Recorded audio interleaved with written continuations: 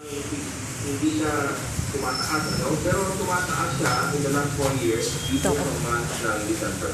Hindi ko na-videoan kanina yung bagsak ng buhok. Kita pa rin ang epekto ng mga nakaraang fair Kamali ako dun, hike sa inflation sa mga susunod na buwan. Mahirapan din na ang mga kumpanya gaya ng mga restaurant na hindi pasa ang mas mataas na presyo ng bilihin sa kanilang mga customer. Inulit din ng Bangko Sentral na mananatiling mataas ang inflation hanggang sa katapusan ng taon. Nauna lang sinabi ng BSP na posibleng itong magtaas muli ng interest rate. Ayon naman sa NEGA, makatutulong sa mga mahihirap ang 4.1 billion pesos na targeted cash transfer program na naaprubahan ngayong linggo, kung saan makakatanggap ang mahigit 4 na milyong beneficiary ng tig-1,000 piso sa loob ng 2 buwan.